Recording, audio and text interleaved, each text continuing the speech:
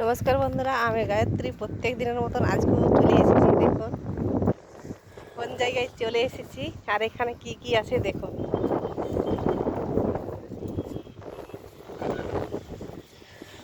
প্রত্যেক দিন বৃষ্টি হওয়ার ফলে দেখুন এখানে শাক বোনা হয়েছে। আলুর মাটি খুব সুন্দরভাবে ভিজে গেছে, তার জন্য শাক বোনা হয়েছে। শাকগুলো কি সুন্দর হয়েছে দেখুন, লাল লটের শাক। দেখুন কীরকম হয়েছে। আরও দু চার জায়গায় সাদা লোটেও দেওয়া আছে, আবার এখানেও বোনা হয়েছে। দেখুন কি সুন্দরভাবে করা হয়েছে।